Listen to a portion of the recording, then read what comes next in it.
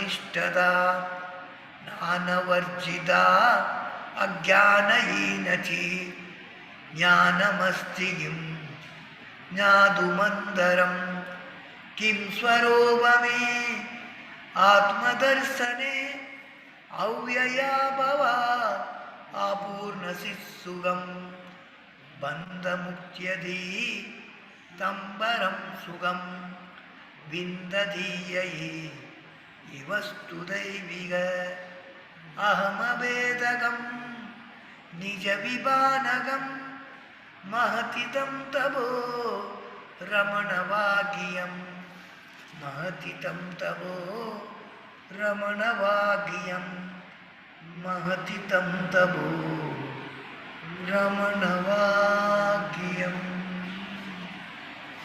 अरुणाचल अरुणाचल अरुणाचल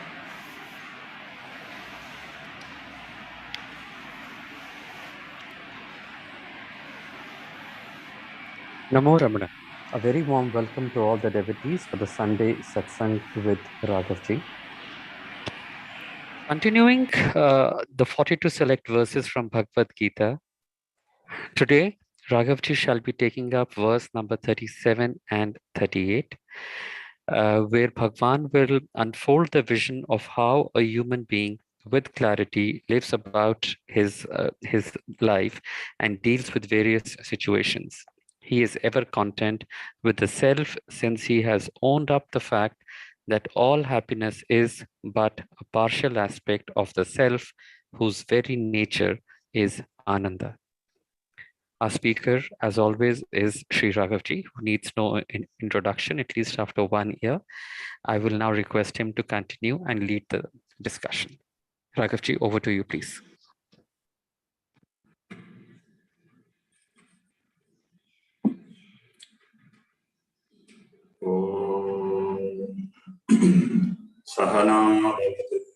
सहनौ भुनक्तु सह वीर्यं करवावहै तेजस्विनावधीतमस्तु मा विद्विषावहै ॐ शान्ति शान्ति शान्तिः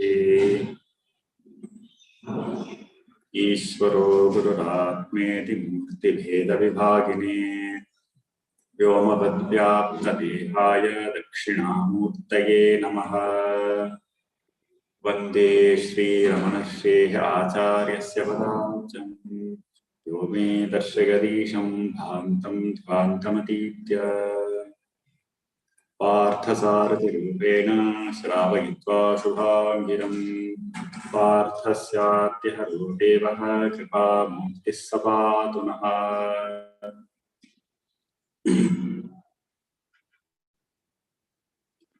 Namaste and welcome. So we are now reaching the last part of Bhagavan's 42 selected verses, the song Celestial or the Gita Saraha, as it's called in Sanskrit. As we saw, the selection of these verses has a certain pattern, a certain flow, and Bhagavan has first initially selected verses directly pointing out the truth about the self without any highlighting of prerequisites or conditionalities there. So directly Bhagavan points out the truth that Atma, the self, is limitless, is Ananta, that all time and space are in Atma, as it were. The very truth of any entity is Atma, the self. That self or awareness or consciousness, you can use words in English, which are used in a special way to refer to this non-dual self.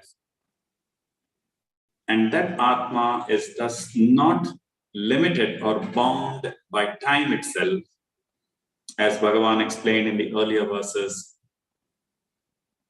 It's not even an entity which is in time for a long length of time. Instead, the very essence of time is Atma, that consciousness.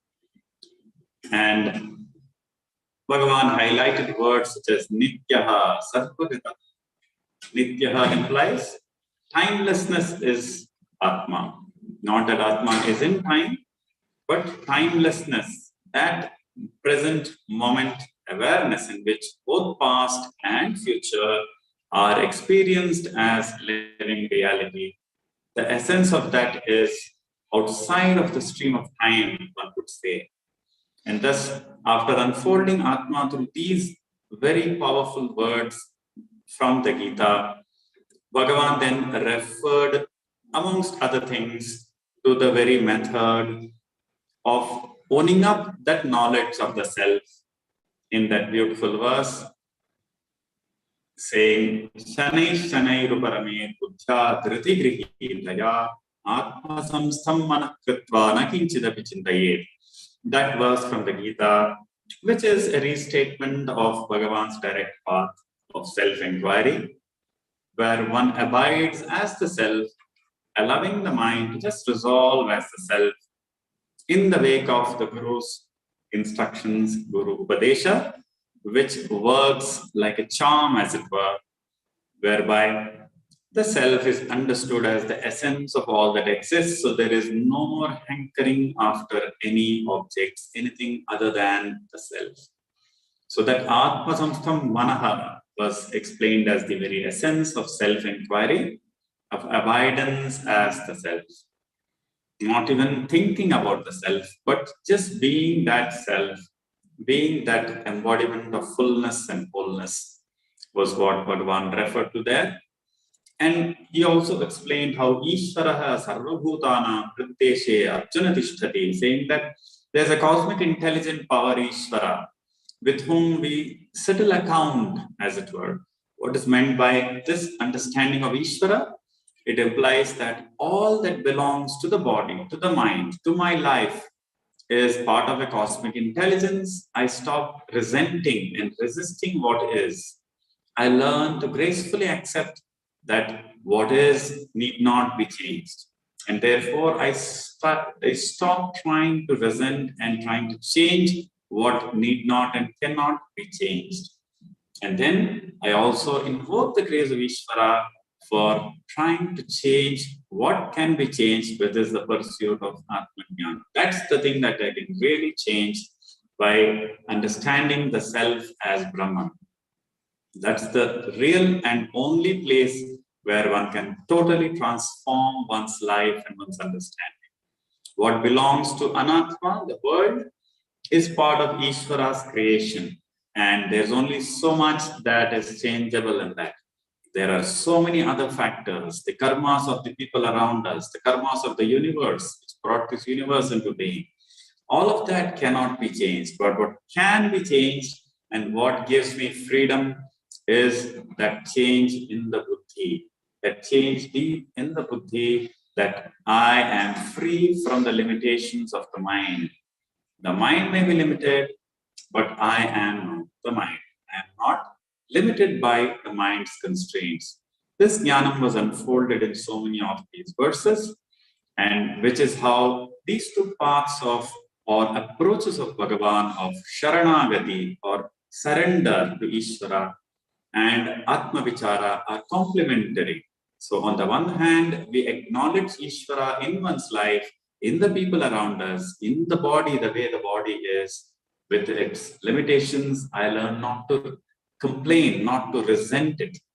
And similarly, the limitations of people around me, I don't carry them continuously in my mind and drain my energy. Instead, this Sharanagati Bhavana implies not a despairing surrender to Ishvara. Instead, it involves a recognition of intelligence in what is, and then accepting that that cannot really limit me, that does not really impinge on my peace of mind and happiness, which has its own source, which has its own independent reality.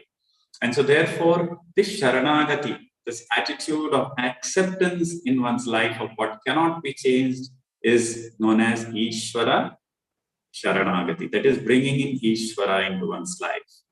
So Bhagavan explained various ideas about bhakti as well. And we concluded and we saw how the real bhakti consists in accepting Ishvara at various levels in one's life.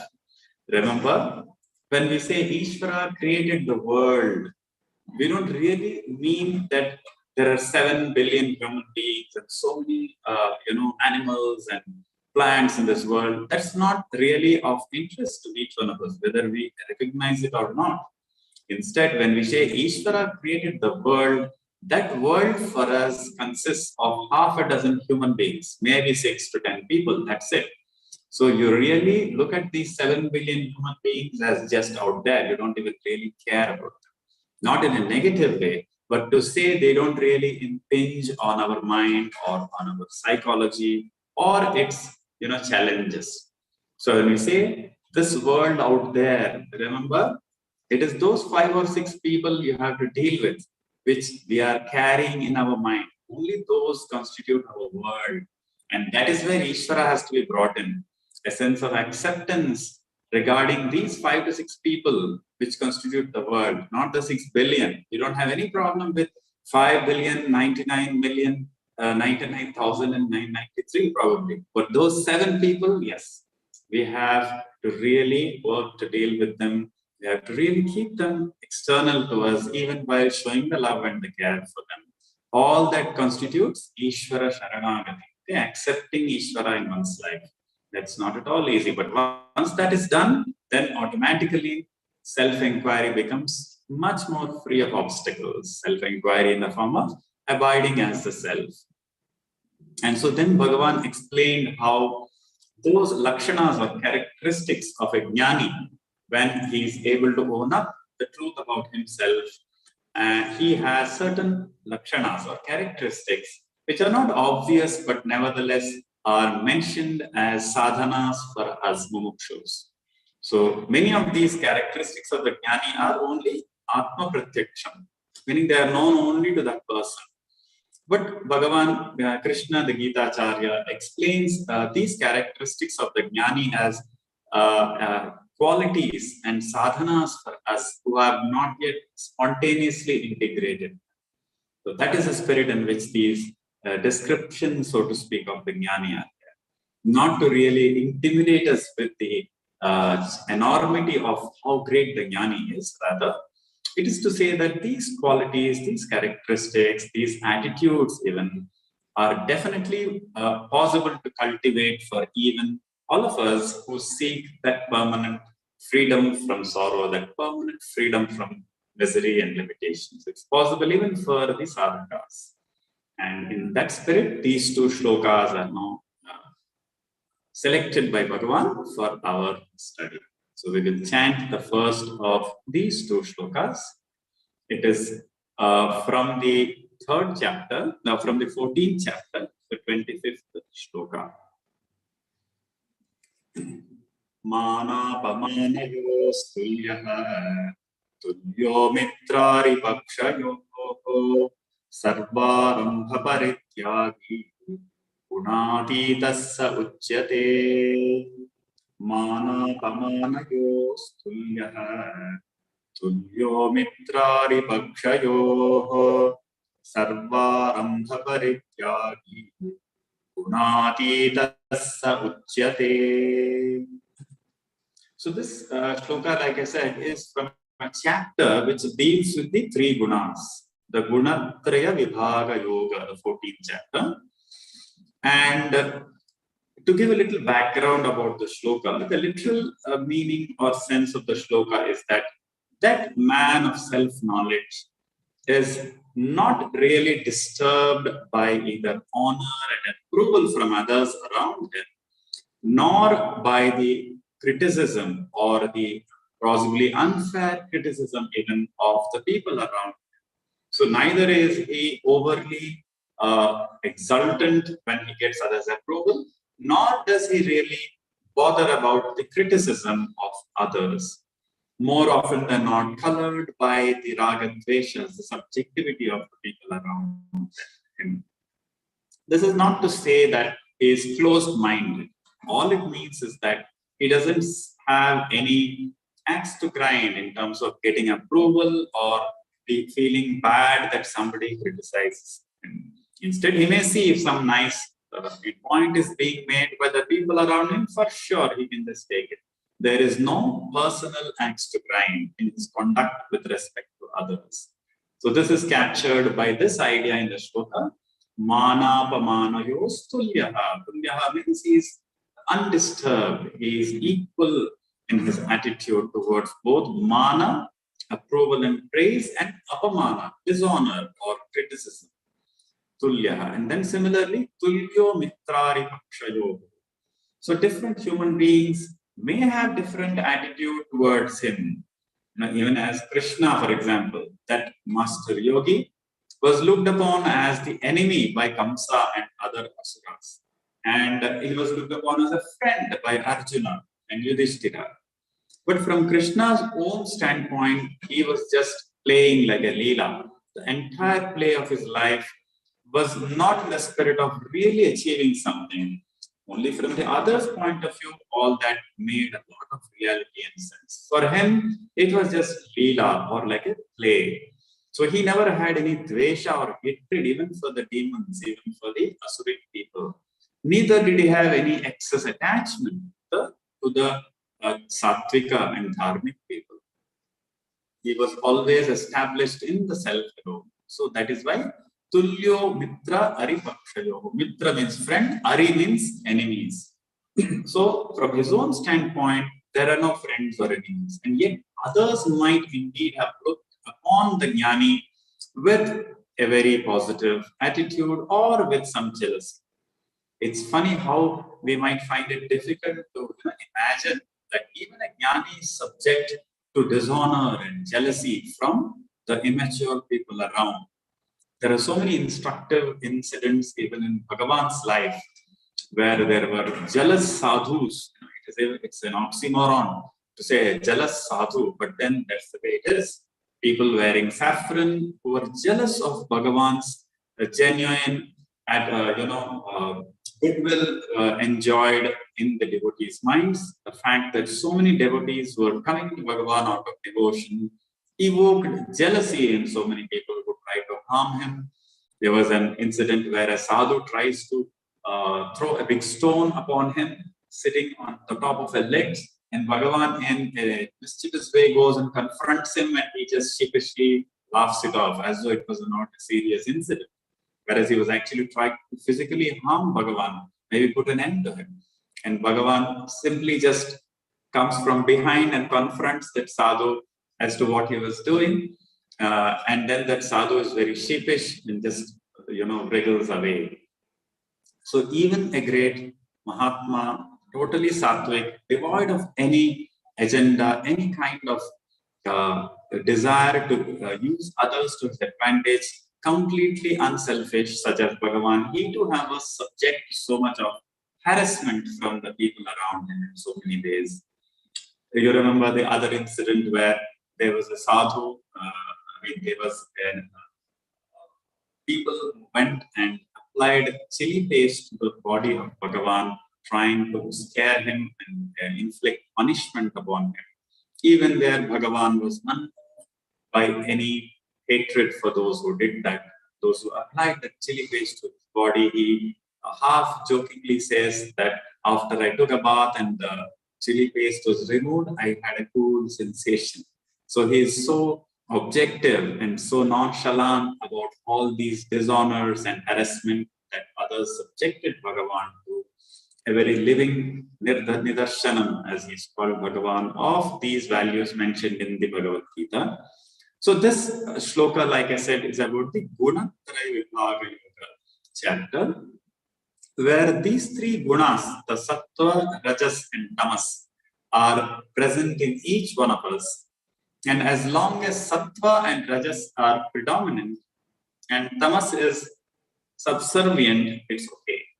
It's not as if tamas or darkness or ignorance is a bad guna. There is no labeling of these gunas. They have to note that. Instead, tamas is also required for the harmonious functioning of the body and mind. But it should be very minimal. For example, a person, when he is in deep sleep, has tamas as the predominant guna in the mind. If there is no tamas at all, then there is no possibility of sleep, deep sleep, or even certain physiological relaxation cannot happen. Therefore, some minimum tamas is healthy for the system. which shows that tamas inherently is not a judgmental guna, where we have a negative perception, it is a bad guna, not so. As long as it is under the control of sattva and rajas. So sattva and rajas imply both light and harmony, and rajas implies desire and action. So these three gunas, if we want to just summarize what they stand for and what Bhagavan is saying here in this shloka, it implies that the guna of sattva, which stands for sukha and jnana, knowledge and sukha, or quietness, peace, happiness, if you like. So sukha and jnana are the essence of sattva guna. And rajas is of the nature of desire and action, kama and karma. Whenever there is some desire which is like an irritant in the mind, which will not make a person sit still, that is the arising of rajas. I want this, I want to achieve this, all that is rajas. Then it leads to karma or actions, a set of external initiatives, and so many different activities are initiated by the person. That is all rajas. And finally, tamas is of the nature of moha or alasya. So moha implies some delusion. Alasya implies a certain kind of stupor or relaxation, we can say, like in deep sleep. So these three gunas are always playing and like fighting with each other, even as there are three mutually opposing forces. One guna becomes predominant by suppressing or dominating over the other two gunas. The play of the gunas is that one guna dominates, the other two go down, like two waves falling, one wave rising. Then that wave falls and the other one of the other waves rises. So sattva arises by dominating or making rajas and tamas very less in their intensity. And rajas becomes stronger, sattva and tamas become weak. Correspondingly, tamas becomes stronger, like in deep sleep, or even in the case of lot of laziness, then also tamas is predominant, but in an unhealthy way. In deep sleep, tamas is predominant, but in a healthy way. When tamas predominant, sattva and rajas are weakened, they are no longer dominant. So this play of three gunas is always going on in the mind and in the body. And that jnani here is described as one who is sarvarambha parityagi gunatitas uchyate. That's the second line in the shloka. Sarvarambha parityagi gunatitaha uchyate. So the one who has atma jnana, one who is able to even center the mind as the self, that person slowly comes out of the grip of the three gunas. So as one who is pursuing atma vichara, we could say that gradually these three gunas are like three fetters. Fetters are chains. So these three fetters start weakening gradually as a person pursues this atma vichara. And for the jnani, the one who has completed that practice or completed that understanding of self-inquiry, he has reached the goal, as it were. Well, for him, the fetters are no longer existent at all. The fetters are completely cut off. He is known as gunatitaha. And thus, these three gunas are transcended by the jnani. As the person pursues it, even for the sadhaka, they become weaker and weaker. So in practice, what does it mean? It means that that person will not even seek any particular sukha from the outside. He doesn't need to. He has a spontaneous ananda, a spontaneous shanti or peace. He doesn't need to seek it from outside. So he is not fettered by sattva. So let's say a person, goes to a very beautiful place, a place where there's a lot of natural sceneries, or a naturally well-endowed place where there's a lot of cleanliness in the environment, and there's a lot of quietness outwardly. So his mind is sattvic, let us say.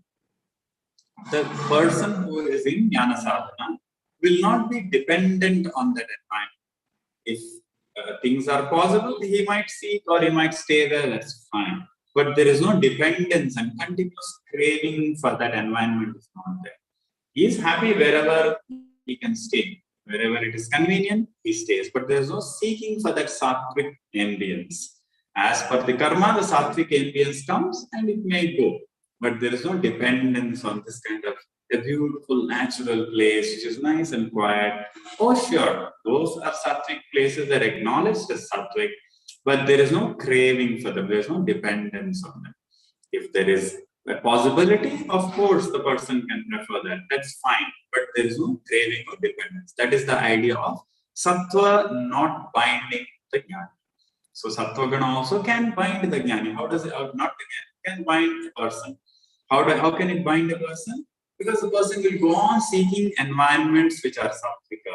He will go on depending on creating this ideal quiet environment about himself. Never works. After a while, he will have to live with the impermanence of that environment. Any ideal situation we create for ourselves, which is sattvika, after some time it will move into rajas and tamas. And then we have to again confront our inner issues, inner avidya. So therefore, that jnani and also by implication, the sadhaka who is pursuing atma-vichara, the practitioner of self-inquiry, will not be bound even to sattva guna, apparently the positive guy amongst the three gunas. And similarly, rajas. Rajas is of the nature of karma and karma, any kind of desire, and then that is making you go and act in the world. Even that doesn't bind the jnani. Why? Because he is established as the self which doesn't have any agenda. He doesn't have an agenda in this world to make this world a better place. No, it's a very nice, catchy slogan. To make the world a better place. Well, we start with oneself. And so therefore, this rajas which makes a person go out and change the world is not binding him. He might of course do what he needs to do as a swadharma, but that is not a source of bondage for him. He does it as a play, as it were. But there is no craving even to change the world, make it an ideal place. All of that is seen through as a product of just rajas. So rajas does not bind this guna kitaha, nor does tamas. So whenever there is an arising of tamas or let's say laziness, the person immediately observes that and goes into sattva and rajas spontaneously. The very arising of tamas initiates an automatic response. If the person feels excessively lazy, he will find that sadhaka of jnana will find automatically there is an urge, as it were, to move into sattva and rajas. There's a balancing tendency. So that is the beauty of how self-inquiry automatically makes us not bound by the three gunas, and especially tamas will be so much lesser. Remember, tamas is born out of having a lot of unfulfilled desires which are not coming out, so to speak. They are all in a suppressed condition. And so therefore, if a person is able to tap this Atma, which is the source of all happiness and peace, automatically tamas will be minimized. You don't have to directly fight with tamas as some kind of bad thing. Instead, the person is so spontaneously full of joy that tamas doesn't have much of a place to predominate. It will be there, but in a small proportion.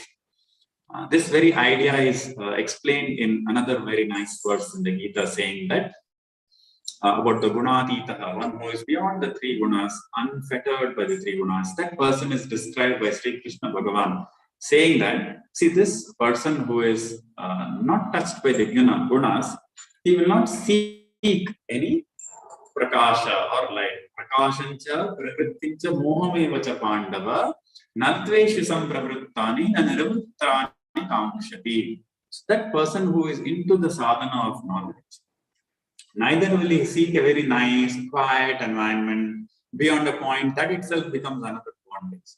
Nor will he seek pravritti, trying to get into something, reform the environment around, make the people around better, try to make them, better human beings. That's not our agenda. We are here to only reform or understand ourselves. So there is neither prakasha, trying to crave for a quiet external environment, and which is very ideally suited for our sadhana. That kind of craving also is another kind of samsara. We do what we can within our constraints, but there is no big craving for that kind of sattvic environment. And like I said, then rajas, no big craving for making this world a better place. There's no diversion of energies into fruitless projects about the external world, which has remained what it is.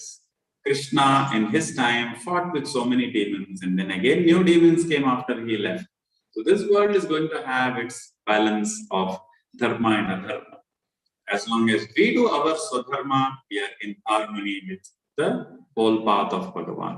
So a person, let's say his swadharma, let us say, is to do something about the world. Of course, he has to do that. But that is his duty or his swadharma.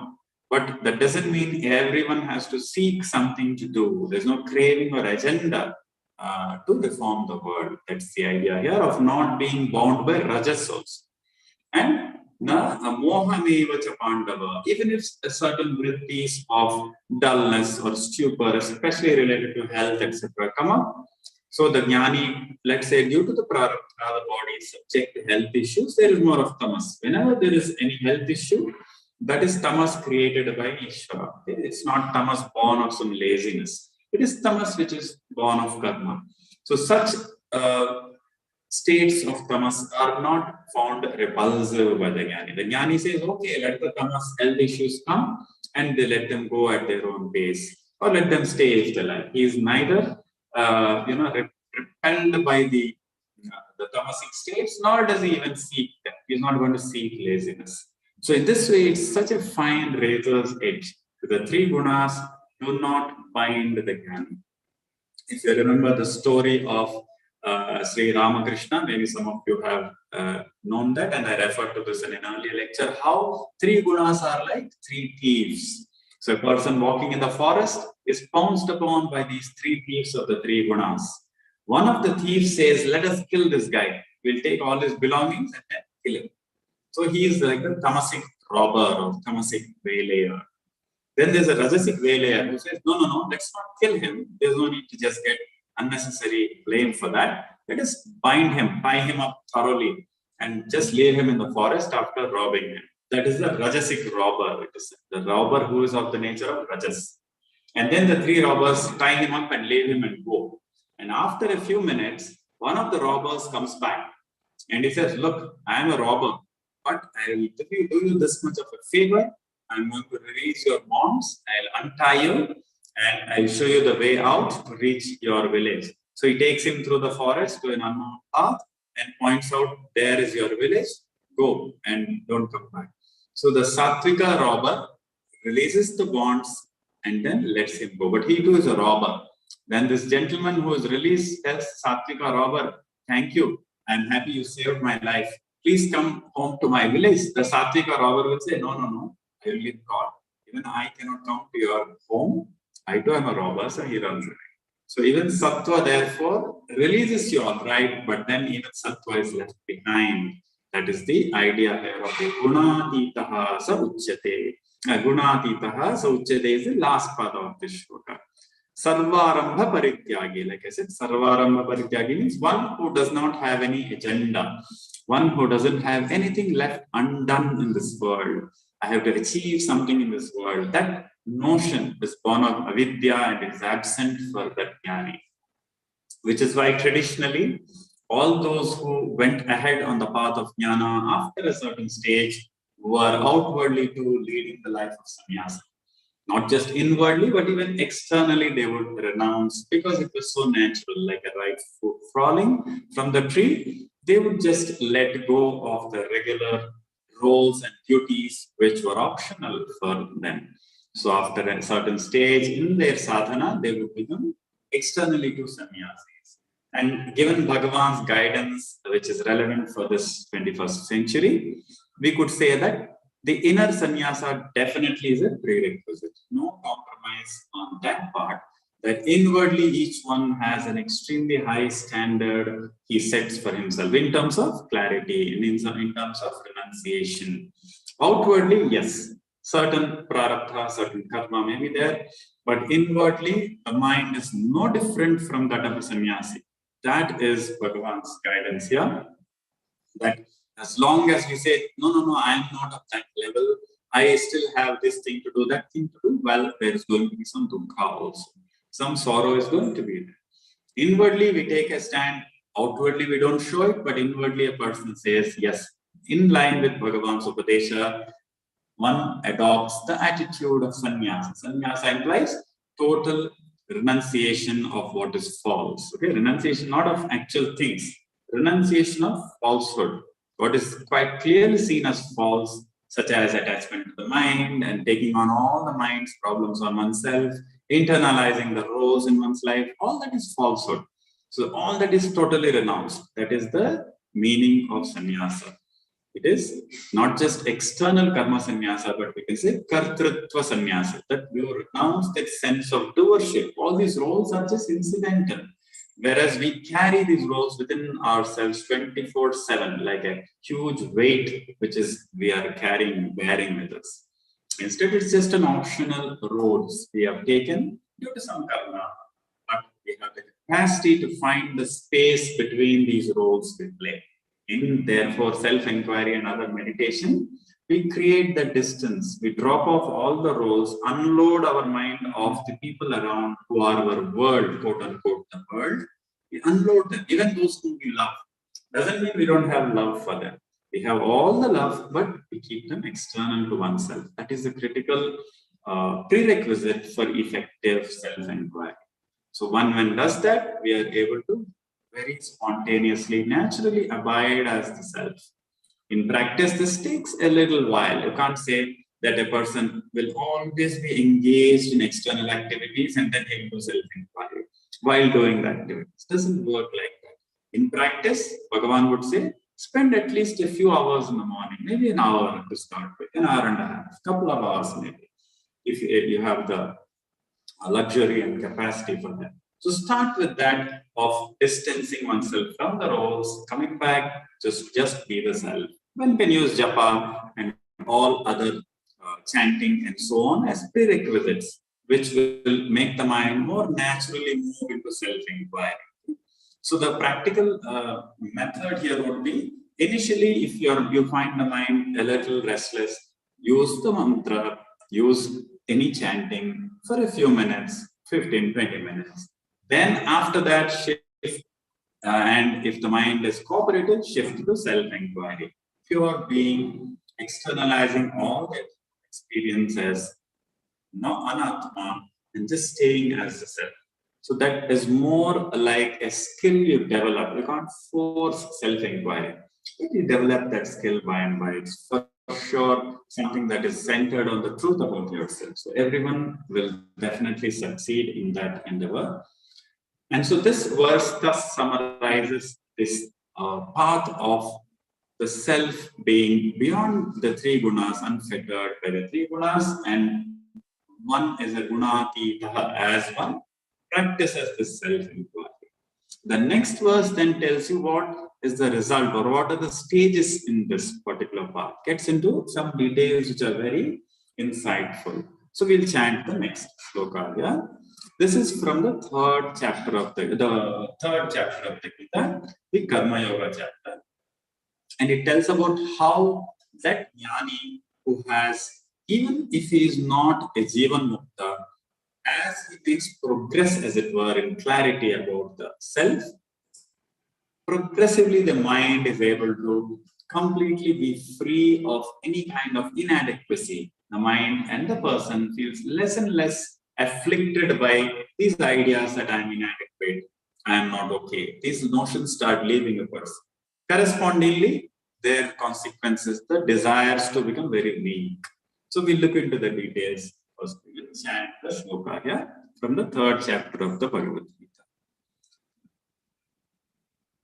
Yastvatmaratirev syat atmatriptascha manavah atmanyeva cha santushtah tasya karyam na vidyate. Yastvatmaratirev syat atmatriptascha manavah atmanyeva cha santushtah tasya karyam na vidyate. So this very beautiful sloka from the third chapter has a nice idea here, which is very important in the sense that it conveys the entire flow of how a person's life and psychology are structured. And if you remember, we talked about this a little earlier, that the whole human problem of suffering or misery is traced to self-inadequacy. That I am small, I am inadequate, I am a dukhi, I am having this limitedness to me.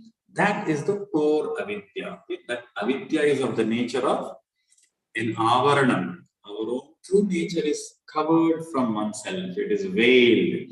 Due to that veiling power of avidya, this notion I am inadequate kicks in.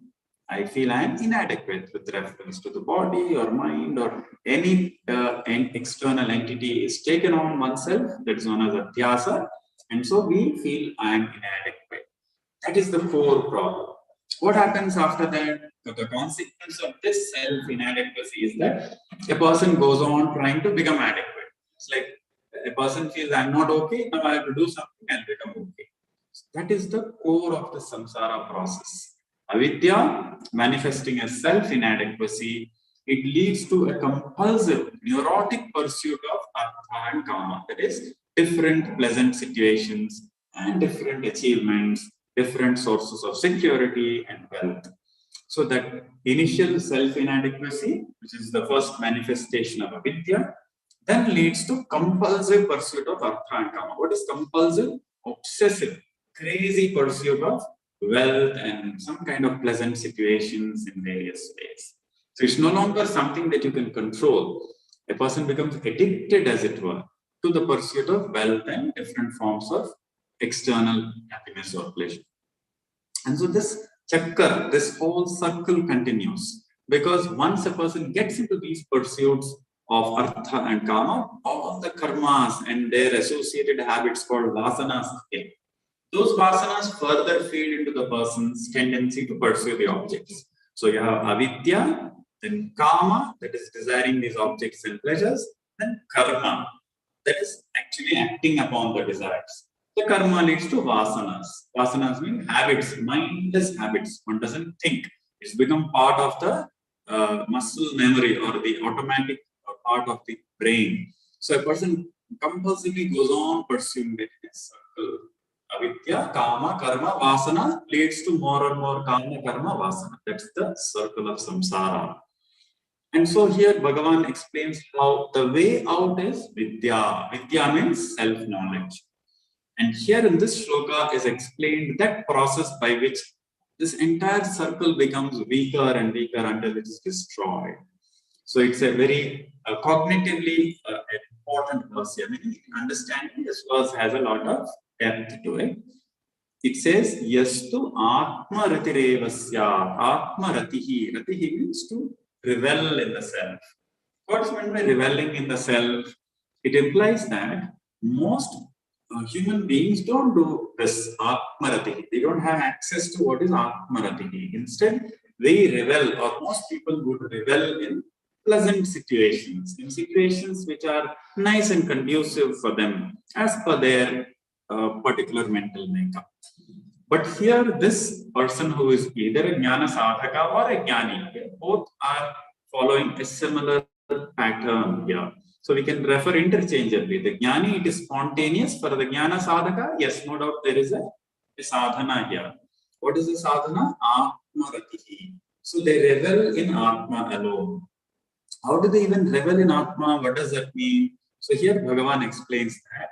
See, the person who has this notion, I am small and inadequate, then will go on trying to get the pleasant situations. For him, if he is able to discover that very self as the source of all ananda, that is, he quietens the mind and he sees, even without any objects, without any cause external to himself, he is able to tap and he is able to get that vritti of shanti.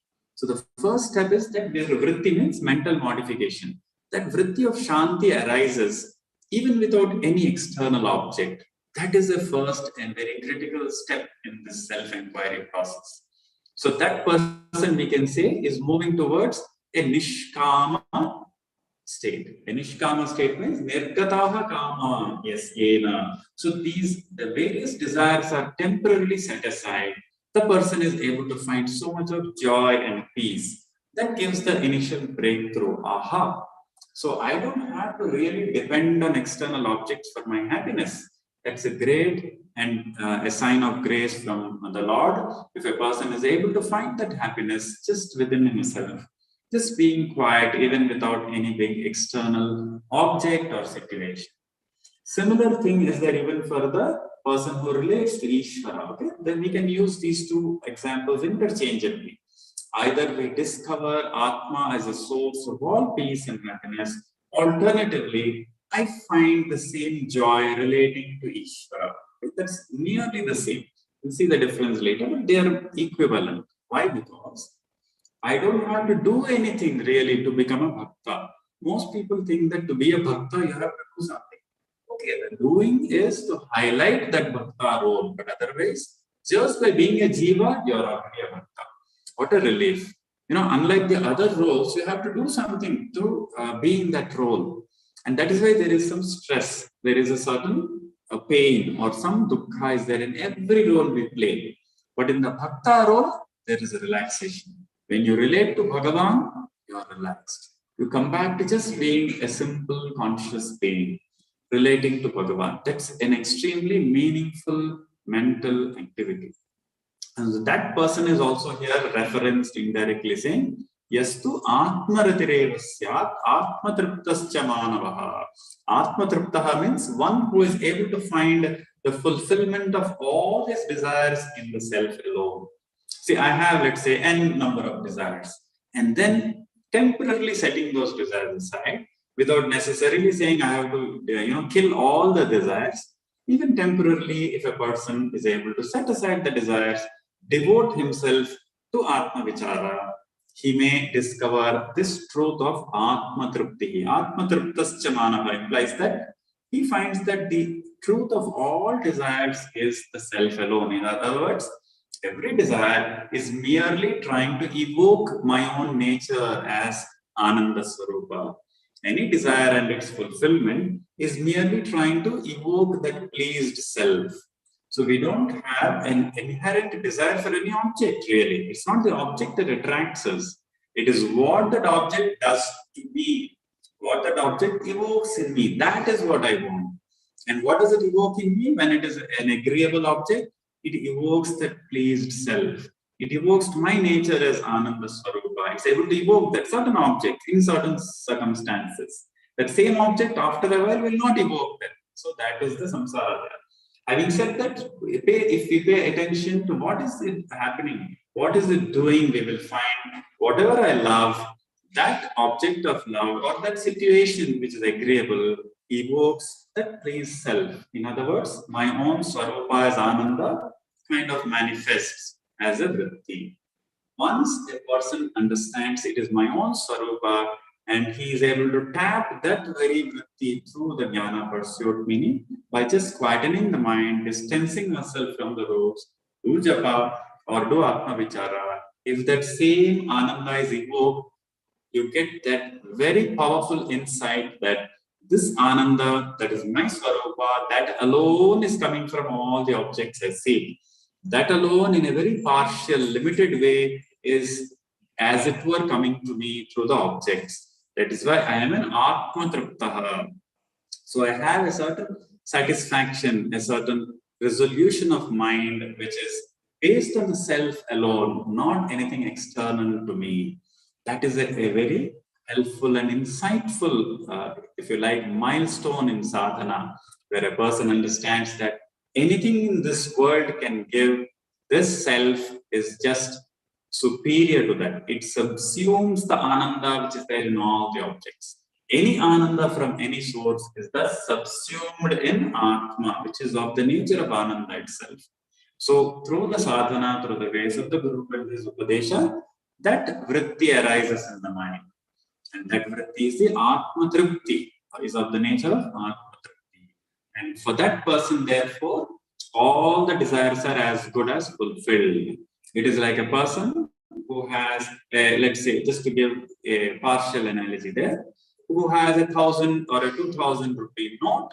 He knows that a 2,000 rupee note includes all the other rupee notes or other currencies of 50 or 100 or 500, all of that is subsumed in a 2000 rupee note.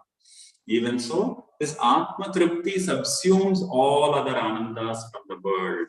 That is why that is a very significant milestone in sadhana. Atma Triptascha Manavaha. Manavaha means one who is a human being of the family of Manu. Pandu children are called Pandavas. Manu's children are called Manavas. So these human beings, we have the capacity to attain Atma Tripti. The reference to Manava is because this whole understanding that I am of the nature of Ananda is much easier in the human Janma than even in the divine godly abodes. So in these so-called heavenly abodes, there is so much external joy and pleasure that a person never can come to Atma Tripti. He is so distracted by external objects, which are all very pleasant and agreeable. Everyone is having a party in heaven. So in a party, one cannot sit and meditate in the middle of a party. It's out of character. So there, it's much more difficult to make progress along self-inquiry or on the spiritual path. In the human Janma alone, the Manavas, we have a right mix of Papa and Punya. They say 50% Papa, 50% Punya, roughly speaking, is of the nature of the Manava Janma. Of course, we see some people are much more Punya Papa, but broadly, this is a broad thumb rule that partial Punya, partial Papa leads to Manava Janma. So much extraordinary Punya is that they go to the higher lokas, they have a good time there, but no progress is possible there. No deep spiritual understanding can really arise in the Swarga Loka. A few exceptions, okay, there are some stories, but broadly, Swarga Loka is a time where lot of Punya is exhausted, but no spiritual progress can happen there. Manavaloka is ideally suited because some Papa is there, some Dukkha is required, sad to say, but that is the reality. Only when we get knocks from the world, we tend to go within. If everything is hunky-dory, all is going our way, we will never have the incentive to look within or try to meditate. No, that's not going to happen. So that is the reality, that Manava Janma, therefore, in a strange way, is better suited for self-inquiry and spiritual pursuit than even the higher lokas of heaven and so on. And then Bhagavan goes on to say, Atma Triptascha Manavaha Atmanyevaha Satya Santushtaha Tasya Karyam Na Vidyate. So Atmanyevacha Santushtaha. Atmani means in Atma alone, he therefore is blissful. In other words, all his other pursuits become not so important for him. All the other pursuits become very minor. They no longer motivate him in a great way. And so therefore, Atmanyevacha Santushtaha. Santushtaha means content being the self. And Tasya Karyam Na Vidyate. He doesn't have anything else left to be done. So this is the assurance of Bhagavan, that if you are able to tap that Ananda as your own nature, even to some extent, to that extent, your karmas actually weaken. You no longer need to buy into this idea, oh, I have this duty, I have that duty. No. Your primary duty is to rest in the self. All other duties are secondary to this pursuit of Atma, the self. So therefore, Bhagavan assures, Tasya Karyam Na Vidyate. So if you are able to pursue Atma Vichara, that is the best. In other words, all the other so-called duties are optional compared to this one. You might feel obligated, that's fair, but in terms of your understanding, you should be clear that this is your primary duty in life. Your primary duty in life is to devote yourself to bhakti, to jnana. All other external pursuits and duties are secondary. We do them only to the extent that they don't compromise this basic spiritual pursuit. In a certain very powerful incident, Sri Ramakrishna tells M. Mahendranath Gupta, what happens if my family members, place obstructions on the path of God? And Sri Ramakrishna says, that is the only circumstance in which you can brush them aside. You can brush them aside. Don't allow anyone to stand in the way of bhakti and jnana. So Sri Ramakrishna very powerfully says that your first priority is to devote yourself to the pursuit of bhakti and jnana, knowledge and devotion to Ishvara. All other duties are subservient to this, they are secondary. Such is the assurance even reiterated in this shloka. Tasya karyam na vidyate. There is nothing more to be achieved once a person has some insight into this path of self-knowledge. So with this assurance of Sri Krishna, let us end this session of our selected verses of the Gita. We will again meet in the next weekend. So if any questions are there, you please let me know. Otherwise, we will conclude the session today. Raghavji, we have a question from Neera Kashyapji on YouTube. I have posted it and I shall read it out now. Quote, does finding more and more peace in the self lead to greater skills and facility in our external life? Unquote. Yes. So the question was, does finding more and more peace in the self lead to greater facility and greater skillfulness in leading one's life and performing whatever roles we're performing in our life? Well, the first level answer would be yes, up to a point, absolutely yes. And the reason is that much of what holds us back in actualizing our potential is our subjectivity. In other words, our tendency to become very worried or anxious or excessively worrying about the result of our efforts. So the subjectivity, what is known as Jiva Srishti, holds us back. What is Jiva Srishti? That is my own imaginary fears, my own anxious thoughts. All of that gets in the way and makes me suboptimal, so to speak, in my roles and duties.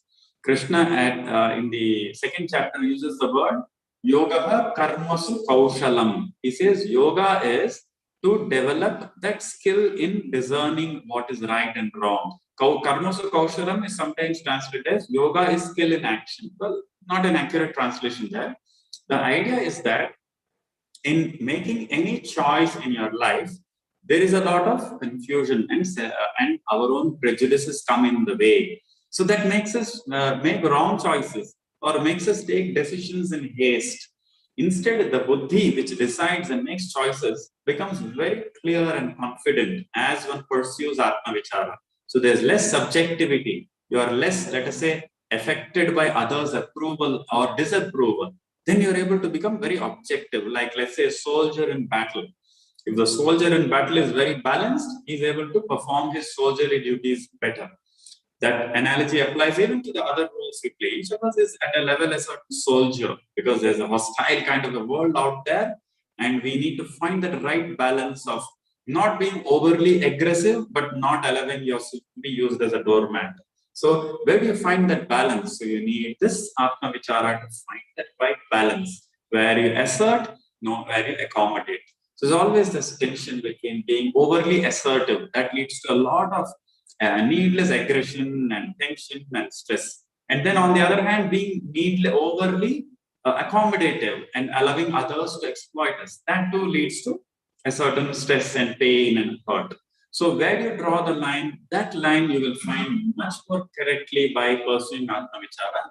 And in that sense, for sure, you'll be able to express and manifest your skills and your decision-making abilities in a much more effective way. In that sense, yes, true. At the same time, the goal of Atma Vichara is not to manifest more skill. That is just a byproduct.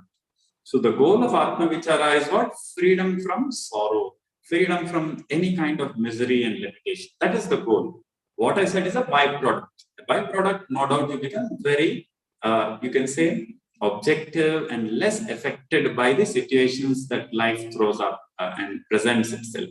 Therefore, you are, of course, more effective in that extent. Doesn't mean you will fulfill the criteria of success as per others. Okay? So, Atma Vichara need not make you get the approval of others' criterion of success. But for sure, you will be more happy and convinced, yes, I have given a good account of myself. I have done what I need to do. That for sure will come. That may not fulfill, like I said, others' criterion of success, which may be quite narrow in its definition of what is successful and skillful. But that apart, you will surely satisfy your own inner criterion of what it is to be a successful person. You can really sleep easy, sleep sound if you pursue Atma Vichara, even in terms of your goals and duties.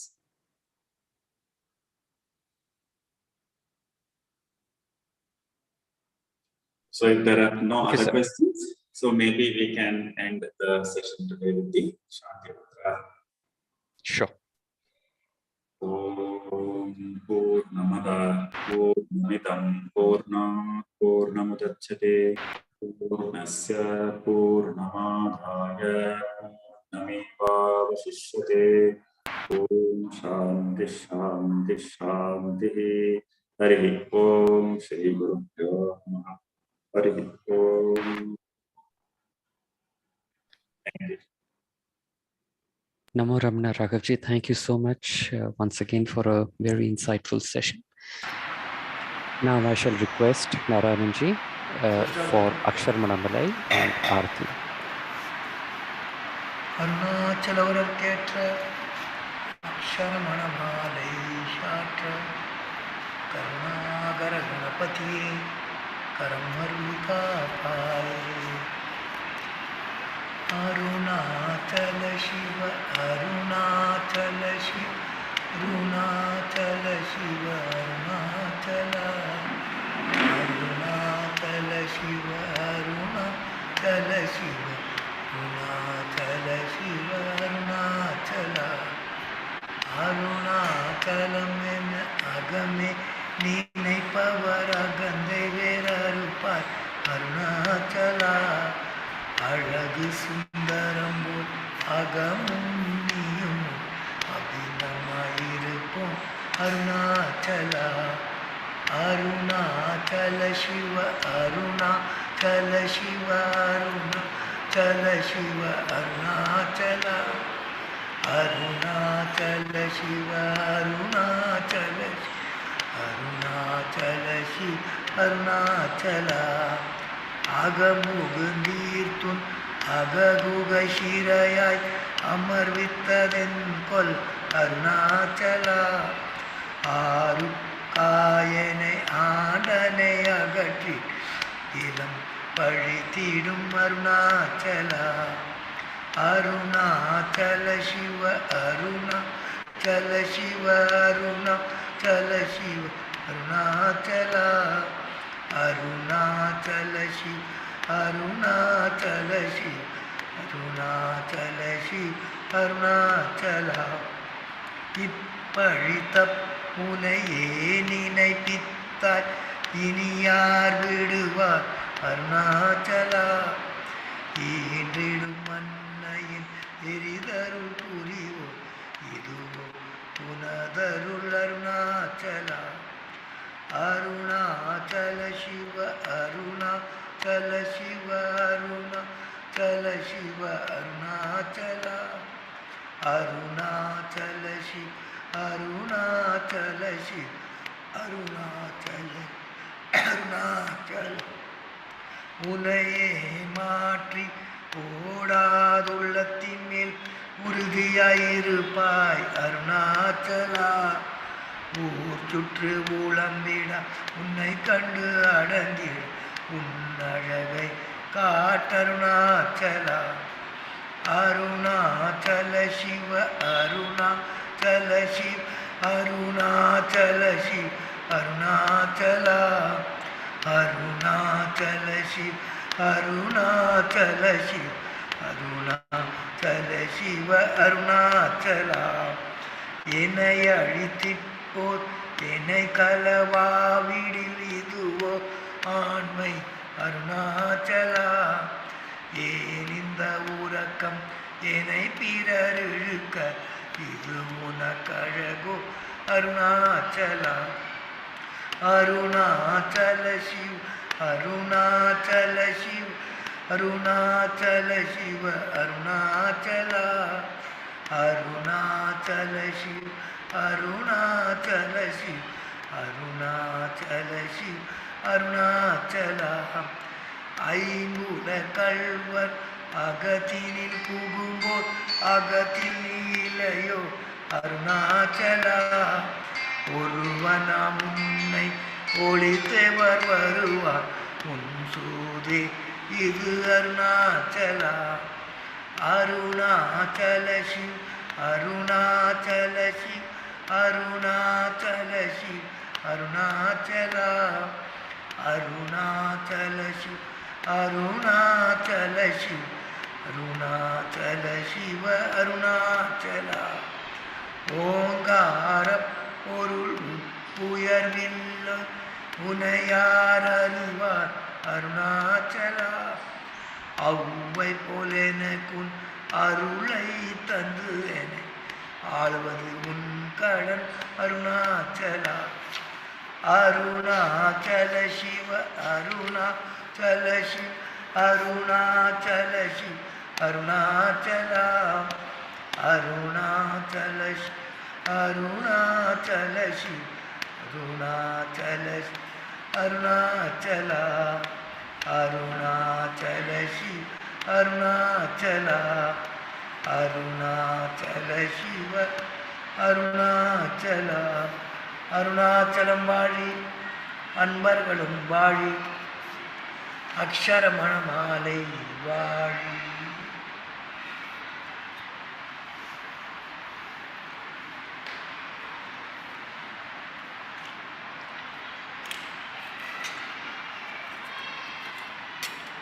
भूर्भुवस्वः तत्सवितुर्वरेण्यं भर्गो देवस्य धीमहि धियो यो न प्रचोदयात् देवी सवितः सत्यं दोर्जेन प्रसन्यामि अमृतस्त्वं स्वाहा ओम प्राणाय स्वाहा ओम अपानाय स्वाहा ओम ज्ञानाय स्वाहा ओम उदानाय स्वाहा ओम समानाय स्वाहा ओम ब्रह्मणे स्वाहा ओम नमो भगवती श्री अरुणाचल श्री रमणाय नमः नमो भगवती श्री अरुणाचल श्री रमणाय नमः नमो भगवती श्री अरुणाचल श्री रमणाय नमः नमो भगवती श्री शिव पार्वती नमः नमो भगवती श्री शिव पार्वती नमः नमो भगवती श्री शिव पार्वती नमः ओम नमः शिवाय नमः ओम नमः शिवाय नमः ओम नमः शिवाय नमः ओम शिवाय नमः ओम शिवाय नमः ओम शिवाय नमः पुरगंड इनिपुपंडं नैवेद्यं समर्पयामि मध्ये मध्ये पानीयं समर्पयामि अमृतोपचारोत्तरावसं समर्पयामि नीराजनं समर्पयामि नीराजनानन्तरम् आसमनीयं समर्पयामि पूर्वीवरसमाहितं नागवल्ली तलयोर्धं कर्पूर्णसूर्णसंयुक्तं प्रतियुधां कर्पूरनीराजनं श्रीरमणमहर्षिक्यं कर्पूरनीराजनं श्री कार्तिकाय मुरुगावल्ली दैवानिक्यं कर्पूरनीराजनं श्रीमन् शिवपार्वतीक्यं समर्पयामि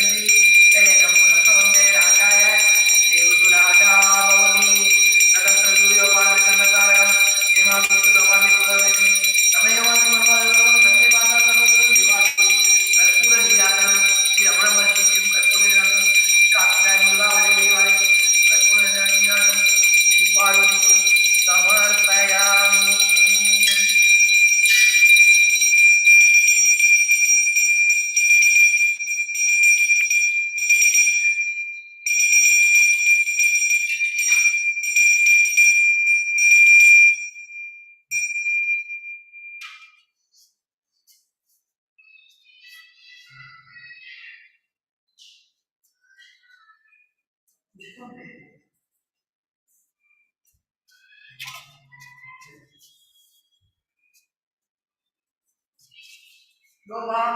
वेद पुष्पवान प्रजावान पशुमान बहुधी चंद्रमा बाबा पुष्पम पुष्पम पुष्पवान प्रजावान पशुमान बहुधी ओम तद्ब्रह्मा ओम तद्वायु ओम तदात्मा ओम तत्सत्यम ओम तत्सर्वम ओम तत्पुरोर्नमः अंतर्चरति भूतेश गुहायां विश्वमूर्तिषु त्वं यज्ञस् तं वसत्कारस् तं इन्द्रस् तं रुद्रस् तं विष्णुस् तं ब्रह्मत्वं प्रजापति ओम तदावो ज्योतिरसो अमृतं पूर्वपुस्वरं न कर्मणा न प्रजयातने नित्यानैके अमृतत्वमानसु परेण नाहं वेतं गुहायं विप्राजते दत्यदयो विसन्ति वेदांत विज्ञान से नित्यदाता संन्यास योगातदय शुद्ध सत्त्वाः ते ब्रह्मलोके तु परान्त काले परामृतात् परिमुच्यन्ति सर्वे तारं विभावं परमेश्वभूतं यत् पुण्डरीकं पुरमध्य सदुंसदं तत्रावित्तगरमखगनं विशोभस् तस्मिन् यदन्तद्दुवादित्यं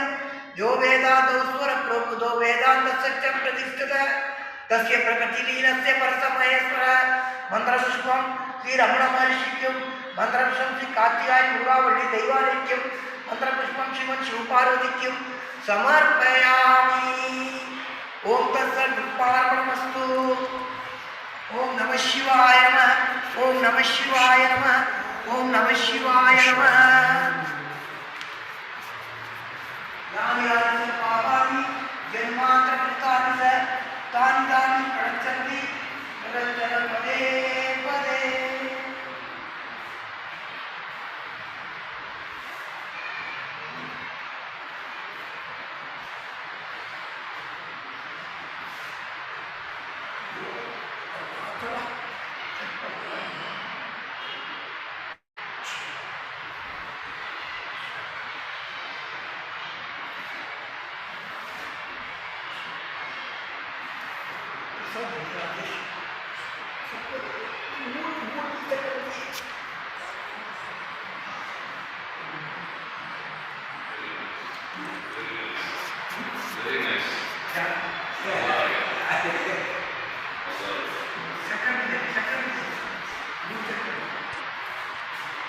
Namo Ramana. This brings us to the closure of today's Satsang with Raghavji. We shall reconvene next Sunday with Raghavji to continue his guidance on Bhagwan's select verses from Bhagavad Gita. Namo Ramana.